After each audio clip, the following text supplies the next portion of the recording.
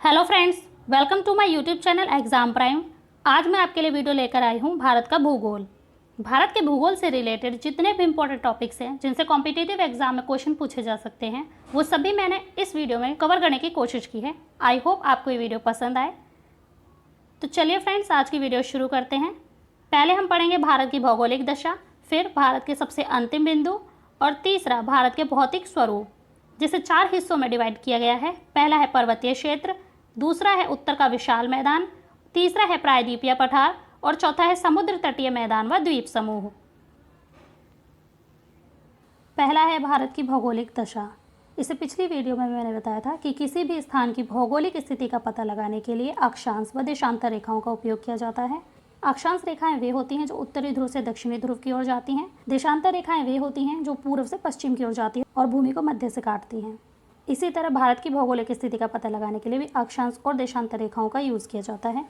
भारत उत्तरी गोलार्ध में 8 डिग्री 4 मिनट से 37 डिग्री 6 मिनट उत्तरी अक्षांश और 68 डिग्री 7 मिनट से 97 डिग्री 25 मिनट पूर्वी देशांतर के बीच स्थित है। ये 8 डिग्री 4 मिनट से 37 डिग्री 6 मिनट उत्तरी अक्षांश और 68 डिग्री 7 मिनट से 97 डिग्री 25 मिनट पूर्वी देशांतर के बीच भारत स्थित है। भारत का उत्तर से दक्षिण में विस्तार 3214 किलोमीटर है, ये उत्तर से दक्षिण में, और पूर्व से पश्चिम में विस्तार 2933 किलोमीटर है। पूर्वी बिंदु से पश्चिमी बिंदु तक का विस्तार 2933 किलोमीटर है। भारत की स्थल सीमा की लंबाई 15,200 किलोमीटर है तथा भारत की तटीय सीमा की लंबाई 7,516.6 किलोमीटर है। नेक्स्ट है भारत के सबसे अंतिम बिंदु। भारत का सबसे उत्तरी बिंदु इंदिरा कॉल है जो जम्मू कश्मीर में स्थित है।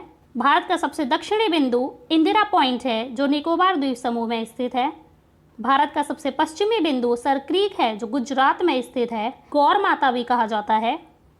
भारत का सबसे पूर्वी बिंदु वलांगू है जो अरुणाचल प्रदेश में स्थित है, इसे किबुथु भी कहा जाता है। इसके अलावा भारत की भौगोलिक दशा से रिलेटेड कुछ अन्य महत्वपूर्ण पॉइंट इस प्रकार हैं कि भारत और पाकिस्तान के बीच की रेखा को रेडक्लिफ रेखा कहा जाता है। रेडक्लिफ रेखा विभाजन में न केवल भारतीय उपमहाद्वीप के 2 टुकड़े किए गए, बल्कि बंगाल का भी विभाजन किया गया और बंगाल के पूर्वी हिस्से को भारत से अलग कर पूर्वी पाकिस्तान या वर्तमान बांग्लादेश बना दिया गया। वहीं पंजाब का विभाजन कर पाकिस्तान का निर्माण हुआ। तो जिस समय रेडक्लिफ रेखा बनाई गई उस समय पाकिस्तान और बांग्लादेश की सीमा दोनों ही रेडक्लिफ रेखा के अंदर आती थी, लेकिन वर्तमान में भारत और बांग्लादेश के बीच की सीमा को पूर्वांचल कहा जाता है। भारत और चीन के बीच की रेखा को मैकमोहन रेखा कहा जाता है। भारत श्रीलंका से पाक जल संधि या मन्नार की खाड़ी द्वारा अलग होता है। क्षेत्रफल की दृष्टि से भारत विश्व का 7वां सबसे बड़ा देश है। पहला देश है रसिया जो विश्व का सबसे बड़ा देश है। दूसरा विश्व का सबसे बड़ा देश है कनाडा। तीसरा देश है चाइना। चौथा देश है संयुक्त राज्य अमेरिका। 5वां देश है ब्राज़ील। 6ठा देश है ऑस्ट्रेलिया। 7वां देश है इंडिया। 8वां देश है अर्जेंटीना। 9वां देश है कजाकिस्तान और 10वां सबसे बड़ा देश है अल्जीरिया। भारत की जलीय सीमा या समुद्री सीमा से लगने वाले 7 देश कौन कौन से हैं? पहला देश है पाकिस्तान, दूसरा देश है मालदीव, तीसरा देश श्रीलंका, बांग्लादेश, म्यांमार, थाईलैंड और इंडोनेशिया। थाईलैंड ये यहाँ पे भारत की जलीय सीमा से लगता है, और इंडोनेशिया, ये म्यांमार, बांग्लादेश, श्रीलंका, मालदीव ये सभी भारत की जलीय सीमा से लगते हैं। भारत की जल एवं स्थल सीमा दोनों से लगने वाले देश हैं पाकिस्तान, बांग्लादेश और म्यांमार। ऐसा राज्य जिसकी सीमा 3 अन्य देशों से लगती है वह है अरुणाचल प्रदेश। अरुणाचल प्रदेश के पश्चिम में भूटान है, उत्तर में चीन है और पूर्व में म्यांमार है। 3 और बांग्लादेश से घिरा राज्य कौन सा है? त्रिपुरा। ये त्रिपुरा है जो 3 और बांग्लादेश से घिरा है, यहाँ भी और यहाँ भी। केवल उत्तर पूर्व में यह असम और मिजोरम से जुड़ा है। भारत का मानक समय इलाहाबाद के निकट मिर्जापुर से गुजरने वाली 82.5 डिग्री पूर्वी देशांतर रेखा को माना गया है जो ग्रीनविच समय से 5.5 घंटे आगे है। कर्क रेखा भारत के मध्य से गुजरती है और यह 8 राज्यों से होकर जाती है। वे 8 राज्य हैं गुजरात, राजस्थान, मध्य प्रदेश, छत्तीसगढ़, झारखंड, पश्चिम बंगाल, त्रिपुरा और मिजोरम। सर्वाधिक राज्यों यानी 8 राज्यों की सीमाओं से लगा राज्य कौन सा है? उत्तर प्रदेश। इसकी सीमा एक केंद्र शासित प्रदेश दिल्ली से भी लगती है। इसके अलावा वो 8 राज्य हैं: उत्तराखंड, हिमाचल प्रदेश, हरियाणा, राजस्थान, मध्य प्रदेश, छत्तीसगढ़, झारखंड और बिहार। भारत के 9 राज्य तटरेखा से लगते हैं, जो हैं गुजरात, महाराष्ट्र, गोवा, कर्नाटक, केरल, तमिलनाडु, आंध्र प्रदेश, उड़ीसा और पश्चिम बंगाल। थर्ड है भारत का भौतिक स्वरूप। भारत में 11% क्षेत्र में उच्च पर्वत श्रेणियां पाई जाती हैं, 18% पहाड़ी क्षेत्र पाया जाता है, 28% पठारी क्षेत्र पाया जाता है और 43% क्षेत्र में विस्तृत मैदानों का विस्तार पाया जाता है। भू आकृति के आधार पर भारत को 4 भागों में विभाजित किया गया है। पहला है उत्तरी पर्वतीय क्षेत्र, दूसरा है उत्तर का विशाल मैदान, तीसरा है प्रायद्वीपीय पठार और चौथा है समुद्र तटीय मैदान व द्वीप समूह। भारत में पर्वतीय क्षेत्रों को 2 भागों में बांटा गया है। पहला है उत्तर के पर्वतीय क्षेत्र और दूसरा है प्रायद्वीपीय या दक्षिण के पर्वतीय क्षेत्र। उत्तरी पर्वतीय क्षेत्र में पहले हम पढ़ेंगे हिमालय का प्रादेशिक विभाजन और फिर पढ़ेंगे उत्तर के पर्वतीय क्षेत्र। हिमालय का प्रादेशिक विभाजन नदियों के आधार पर किया गया है, जिसमें पहला है पंजाब हिमालय, दूसरा है कुमायूं हिमालय, तीसरा है नेपाल हिमालय और चौथा है असम हिमालय। सिंधु एवं सतलज नदी के बीच का हिस्सा पंजाब हिमालय कहलाता है। ये हमारा सिंधु नदी है और ये हमारी सतलज नदी है। इसके बीच का हिस्सा पंजाब हिमालय कहलाता है। सतलज एवं काली नदी के बीच का हिस्सा कुमायूं हिमालय कहलाता है। ये हमारी सतलज नदी है और ये हमारी काली नदी है। इसके बीच का हिस्सा कुमायूं हिमालय कहलाता है। तीसरा है नेपाल हिमालय। काली एवं तीस्ता नदी के बीच का हिस्सा नेपाल हिमालय कहलाता है। ये काली नदी और ये हमारी तीस्ता नदी है। ये इसके बीच का हिस्सा नेपाल हिमालय कहलाता है और ये हमारी दिहांग नदी है। तीस्ता नदी और दिहांग नदी के बीच का हिस्सा ये हिस्सा असम हिमालय कहलाता है। नेक्स्ट है उत्तर के पर्वतीय क्षेत्र को 4 प्रमुख समानांतर पर्वत श्रेणी क्षेत्रों में बांटा गया है। पहला है ट्रांस हिमालय क्षेत्र, दूसरा है हिमाद्री अर्थात सर्वोच्च या बृहद हिमालय, तीसरा है हिमाचल श्रेणी अर्थात लघु या मध्य हिमालय और चौथा है शिवालिक अर्थात निम्न या बाह्य हिमालय। ट्रांस हिमालय क्षेत्र, इसका निर्माण हिमालय से भी पूर्व हुआ है तथा इसमें काराकोरम, लद्दाख और जास्कर आदि पर्वत श्रेणियां पाई जाती हैं। काराकोरम, लद्दाख और जास्कर पर्वत श्रेणी ट्रांस हिमालय का हिस्सा है और K2 या गॉडविन ऑस्टिन काराकोरम की सर्वोच्च चोटी है। हिमालय को 3 हिस्सों में बांटा गया है। पहला है महान हिमालय या बृहद हिमालय, ये जो बाहर है इसमें सबसे ऊंची चोटियां पाई जाती हैं। दूसरा है लघु हिमालय या मध्य हिमालय, ये जो इसके बीच का हिस्सा है इसमें बृहद हिमालय से छोटी चोटियां पाई जाती हैं। और तीसरा है शिवालिक हिमालय, जिसमें सबसे छोटी चोटियां पाई जाती हैं। सेकंड है हिमाद्री अर्थात सर्वोच्च या बृहद हिमालय। हिमालय की सबसे ऊंची श्रेणियां बृहद हिमालय में पाई जाती हैं, उससे छोटी लघु हिमालय में और सबसे छोटी शिवालिक हिमालय में पाई जाती हैं। बृहद हिमालय में पाई जाने वाली सबसे ऊंची चोटियों की औसत ऊंचाई 6000 मीटर होती है। विश्व की सबसे ऊंची चोटी माउंट एवरेस्ट, जो नेपाल में स्थित है, इसी पर्वत श्रेणी का हिस्सा है। बृहद हिमालय में महत्वपूर्ण शिखर हैं कंचनजंगा, नंगा पर्वत, नंदा देवी और नामचा बरवा। पश्चिम से पूर्व की ओर इन महत्वपूर्ण शिखरों का क्रम इस प्रकार है। सबसे पहले है धौलगिरी, फिर अन्नपूर्णा, फिर एवरेस्ट, फिर मकालू, फिर कंचनजंगा। सबसे पूर्व में है नामचा बरवा पर्वत। इस श्रेणी में भारत के प्रमुख दर्रे हैं बुर्जिल एवं जोड़जिला दर्रा, जो कश्मीर में स्थित है, शिवकिला और बारलाचा दर्रा, जो हिमाचल प्रदेश में स्थित है, नीति लिपुलेख और माना दर्रा, जो उत्तराखंड में स्थित है, तथा जेलेपला और नाथुला दर्रा, जो सिक्किम में स्थित है। हिमाचल श्रेणी अर्थात लघु या मध्य हिमालय। मध्य हिमालय का विस्तार मुख्य हिमालय के दक्षिण में है। इसकी ऊंचाई 3700 से 4500 मीटर है। लघु हिमालय में पीर पंजाल, धौलाधर आदि पर्वत श्रेणियां पाई जाती हैं। यहाँ की मुख्य घाटियां हैं कश्मीर घाटी, कुल्लू घाटी व कांगड़ा घाटी। और लघु हिमालय के प्रमुख दर्रे हैं पीर पंजाल एवं बनिहाल। महत्वपूर्ण पर्यटन स्थल है शिमला, नैनीताल, मसूरी, दार्जिलिंग आदि। ये सभी मध्य हिमालय का हिस्सा है। लघु हिमालय के ढाल पर छोटे छोटे घास के मैदान पाए जाते हैं, जिन्हें कश्मीर में मर्ग यानी गुलमर्ग और सोनमर्ग और उत्तराखंड में बुग्याल या प्यार कहते हैं।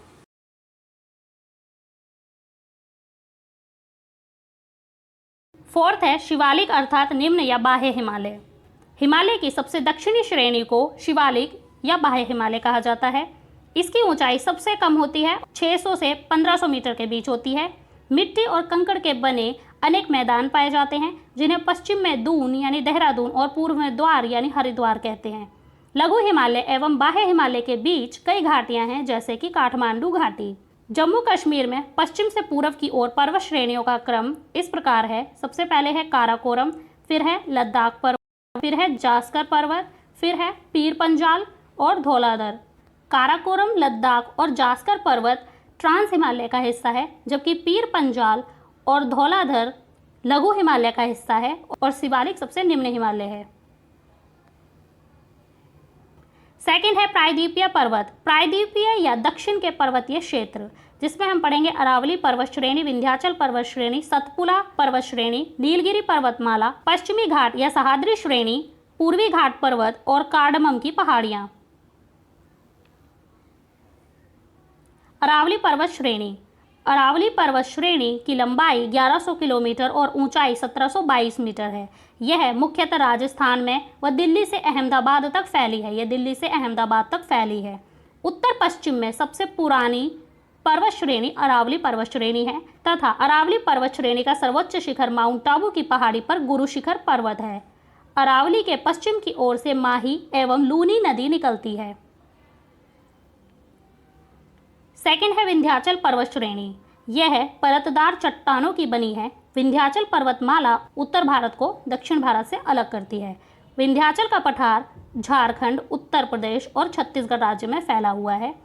मध्य प्रदेश और उत्तर प्रदेश में फैले इसके हिस्से को भारनेर की पहाड़ी कहा जाता है। मध्य प्रदेश और उत्तर प्रदेश की सीमा में फैले इसके हिस्से को कैमूर श्रेणी कहा जाता है। ये तथा झारखंड में फैले विंध्याचल पर्वत श्रेणी के हिस्से को पारसनाथ की पहाड़ी कहा जाता है। ये पारसनाथ की पहाड़ी कहा जाता है झारखंड में फैले विंध्याचल पर्वत श्रेणी के हिस्से को। तीसरा है सतपुड़ा पर्वत श्रृंखला। सतपुड़ा पर्वत श्रृंखला दक्कन के पठार का भाग है जो 3 भागों में बटी है। पश्चिम में इसके भाग को राजपीपला की पहाड़ी कहा जाता है। ये यहाँ जो हिस्सा है उसे राजपीपला की पहाड़ी कहा जाता है। मध्य प्रदेश में इसके भाग को महादेव की पहाड़ी कहा जाता है और पूर्व में छत्तीसगढ़ में स्थित इसके भाग को मैकाल पर्वत कहा जाता है। सतपुड़ा श्रेणी की सबसे ऊंची चोटी धूपगढ़ है, जिसकी ऊंचाई 1350 मीटर है। इसके उत्तरी भाग में नर्मदा नदी और दक्षिणी भाग में ताप्ती नदी बहती है। ये देखिए, सतपुड़ा पर्वत श्रृंखला के उत्तरी भाग में नर्मदा नदी और दक्षिणी भाग में ताप्ती नदी बहती है। फोर्थ है पश्चिमी घाट या सह्याद्री श्रेणी। ताप्ती नदी के मुहाने से लेकर कन्याकुमारी तक का क्षेत्र पश्चिमी घाट या सह्याद्री श्रेणी के नाम से जाना जाता है। 16 डिग्री उत्तरी अक्षांश रेखा जो गोवा से गुजरती है, सह्याद्री को 2 भागों में विभाजित करती है। पहला है उत्तरी सह्याद्री, जिसका सर्वोच्च शिखर कालसुबाई है, जिसकी ऊंचाई 1664 मीटर है। दूसरा है दक्षिणी सह्याद्री, जिसका सर्वोच्च शिखर कुद्रेमुख है और जिसकी ऊंचाई 1438 मीटर है। पांचवा है पूर्वी घाट पर्वत। इसका विस्तार ओडिशा से तमिलनाडु तक है और इसकी लंबाई 1300 किलोमीटर है। पूर्वी घाट का सर्वोच्च शिखर महेंद्रगिरी पर्वत है, जिसकी ऊंचाई 1501 मीटर है। नेक्स्ट है 6 नीलगिरी पर्वतमाला। नीलगिरी की पहाड़ी केरल, तमिलनाडु और कर्नाटक में स्थित है। यह एक ब्लॉक पर्वत का उदाहरण है। पश्चिमी घाट व पूर्वी घाट की मिलन स्थली को नीलगिरी पर्वतमाला कहा जाता है। ये पश्चिमी घाट है और ये पूर्वी घाट है। इसकी जो मिलन स्थली है, यहाँ पर नीलगिरी पर्वतमाला पाई जाती है। इसे पहाड़ियों की रानी के नाम से जाना जाता है। नीलगिरी पर्वतमाला का सर्वोच्च शिखर डोडा बेट्टा है, जिसकी ऊंचाई 2636 मीटर है। दक्षिण भारत का सर्वोच्च शिखर अनाईमुड़ी है, जिसकी ऊंचाई 2695 मीटर है। अनाईमुड़ी 3 पहाड़ियों इलायची, अन्नामलाई और पालनी का केंद्र बिंदु है। दक्षिण भारत का दूसरा सर्वोच्च शिखर डोडा बेट्टा है और पहला है अनाईमुड़ी, जो इलायची, अन्नामलाई और पालनी का केंद्र बिंदु है। इसके अलावा कार्डेमम की पहाड़ियां हैं, जो भारत की सबसे अंतिम पहाड़ियां हैं। कार्डेमम की पहाड़ियाँ, ये पहाड़ियाँ केरल और तमिलनाडु में स्थित हैं। ये भारत की अंतिम पहाड़ियाँ हैं तथा कार्डेमम की पहाड़ियाँ इलायची की खेती के लिए प्रसिद्ध हैं, इसलिए इसे इलायची की पहाड़ी भी कहा जाता है। सेकंड है उत्तर का विशाल मैदान। यह हिमालय पर्वत श्रेणी और प्रायद्वीपीय भारत के बीच का भाग है।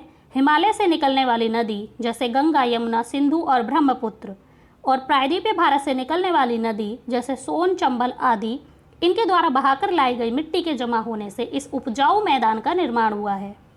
मिट्टी की विशेषता के आधार पर मैदान का विभाजन 4 प्रकार से किया गया है: भाबर, तराई, बांगर और खादर। भाबर, नदियों द्वारा लाई गई बजरी और कंकड़ी पत्थर को भाबर कहते हैं। तराई क्षेत्र, निम्न समतल मैदान जहां नदियों का पानी बहकर दलदली क्षेत्रों का निर्माण करता है, तराई क्षेत्र कहलाता है। बांगर, नदियों द्वारा लाई गई पुरानी जलोढ़ मिट्टी को बांगर कहते हैं। और खादर, नदियों द्वारा लाई गई नई जलोढ़ मिट्टी को खादर कहते हैं। सेकंड है तटीय मैदान। तटीय मैदान का विस्तार प्रायद्वीपीय पर्वत श्रेणी तथा समुद्र तट के मध्य हुआ है।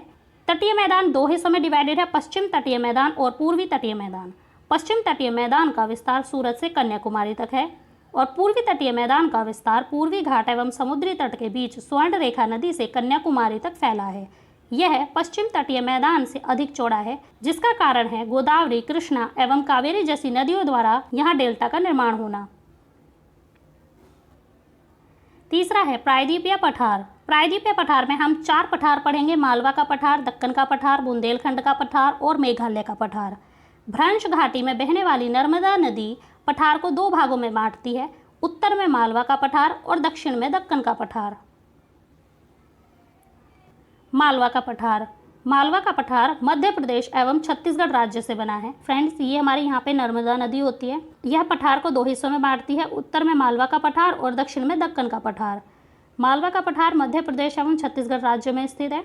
यह ज्वालामुखीय चट्टानों का बना है और इससे चंबल और बेतवा नदी निकलती है। सेकंड है हमारा दक्कन का पठार। भारत का सबसे बड़ा पठार दक्कन का पठार है। यह काली मिट्टी का क्षेत्र है। इसके अंतर्गत महाराष्ट्र, मध्य प्रदेश, गुजरात, कर्नाटक, आंध्र प्रदेश राज्यों के भूभाग आते हैं। गोदावरी नदी इसे 2 भागों में बांटती है: पहला है तेलंगाना का पठार और दूसरा कर्नाटक का पठार। ये कर्नाटक का पठार और ये है तेलंगाना का पठार। ये गोदावरी नदी इसे 2 हिस्सों में बांट देती है, दक्कन के पठार को भी। थर्ड है बुंदेलखंड का पठार। यह मालवा के पठार के उत्तर या उत्तर पूर्व में स्थित है। ये हमारा मालवा का पठार है, इसके उत्तर या उत्तर पूर्व में ये बुंदेलखंड का पठार स्थित है। इसके पूर्व में छोटा नागपुर का पठार है। इसके पूर्व में जाएंगे तो ये छोटा नागपुर का पठार है। यहाँ खनिजों का भरमार है। फोर्थ है मेघालय का पठार। यह प्रायद्वीपीय पठार का ही भाग है, जिसकी संरचना छोटा नागपुर के पठार से मिलती है। इसे शिलोंग का पठार या मेघालय का पठार कहा जाता है और इसकी संरचना छोटा नागपुर के पठार से मिलती जुलती है। फोर्थ है समुद्र तटीय मैदान व द्वीप समूह। इसमें पहला है भारत के पूर्वी समुद्री तट, जिसे 3 हिस्सों में डिवाइड किया गया है: उत्तरी सरकार तट, गोलकुंडा तट और कोरोमंडल तट। दूसरा है भारत के पश्चिमी तट। इसे 3 हिस्सों में डिवाइड किया है: कोंकण तट, कैनरा तट और मालाबार तट। थर्ड हम पढ़ेंगे द्वीप समूह के बारे में: अंडमान और निकोबार द्वीप समूह, लक्षद्वीप समूह, श्रीहरिकोटा द्वीप और अन्य द्वीप जैसे व्हीलर द्वीप, न्यूमूर द्वीप और पंबन द्वीप।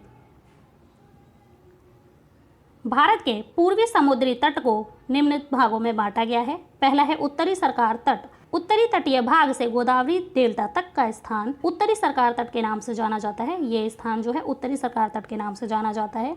दूसरा है गोलकुंडा तट। गोदावरी डेल्टा से कृष्णा डेल्टा तक, ये गोदावरी डेल्टा से कृष्णा डेल्टा तक का स्थान गोलकुंडा तट के नाम से जाना जाता है। तीसरा है कोरोमंडल तट। कृष्णा डेल्टा से कन्याकुमारी तक, ये कृष्णा डेल्टा से कन्याकुमारी तक का क्षेत्र कोरोमंडल तट के नाम से जाना जाता है। सेकंड है भारत के पश्चिमी तट को निम्न भागों में बांटा गया है। पहला है कोंकण तट। गुजरात से गोवा तक का तटीय क्षेत्र, ये गुजरात से और गोवा तक का तटीय क्षेत्र कोंकण तट कहलाता है। सेकंड है कैनरा तट। गोवा से कर्नाटक के बेंगलुरु तक का तटीय क्षेत्र कैनरा तट कहलाता है, ये क्षेत्र। और तीसरा है मालाबार तट। बेंगलुरु से कन्याकुमारी तक का तटीय क्षेत्र, ये बेंगलुरु से और कन्याकुमारी तक का तटीय क्षेत्र मालाबार तट कहलाता है। थर्ड है द्वीप समूह। भारत में 2 द्वीप समूह है: अंडमान निकोबार द्वीप समूह व लक्षद्वीप समूह। अंडमान निकोबार द्वीप समूह यह बंगाल की खाड़ी में स्थित है। इसकी सर्वोच्च चोटी सैंडल पीक है, जो 738 मीटर ऊंची है। अंडमान निकोबार द्वीप समूह की राजधानी पोर्ट ब्लेयर है तथा यह सबसे बड़ा केंद्र शासित प्रदेश है। अंडमान में करीब 247 छोटे द्वीप हैं और निकोबार में 19 द्वीप हैं। भारत का एकमात्र सक्रिय ज्वालामुखी बैरन अंडमान निकोबार द्वीप समूह में स्थित है तथा भारत का सुषुप्त ज्वालामुखी नारकोंडा भी अंडमान निकोबार द्वीप समूह में स्थित है। लक्षद्वीप समूह, यह द्वीप समूह अरब सागर में स्थित है। इसमें कुल 36 द्वीप हैं और ये सभी प्रवाल भित्ति यानी कोरल रीफ से बने हैं। लक्षद्वीप समूह 11 डिग्री चैनल द्वारा 2 भागों में विभाजित है। एक तो उत्तर में अमीनी द्वीप और दक्षिण में कन्नानौर द्वीप। लक्षद्वीप समूह की राजधानी कवारत्ती है तथा यह सबसे छोटा केंद्र शासित प्रदेश है। श्रीहरिकोटा द्वीप, यह प्रवाल भित्ति निर्मित द्वीप है। पुलिकट झील इस द्वीप द्वारा समुद्र से अलग होती है। अन्य द्वीप हैं व्हीलर द्वीप जो उड़ीसा के तट पर ब्रह्मणी नदी के मुहाने पर स्थित है, और न्यूमूर द्वीप जो बंगाल की खाड़ी में बांग्लादेश तथा भारत की सीमा पर अवस्थित है, और पंबन द्वीप जो मन्नार की खाड़ी में भारत और श्रीलंका के मध्य स्थित है। तो फ्रेंड्स, ये थी आज की वीडियो। अगर आपको ये वीडियो पसंद आई, हेल्पफुल लगी, नॉलेजेबल लगी तो प्लीज़ लाइक करें, शेयर करें और लेटेस्ट वीडियोज़ के लिए मेरे चैनल को सब्सक्राइब करें। Thank you.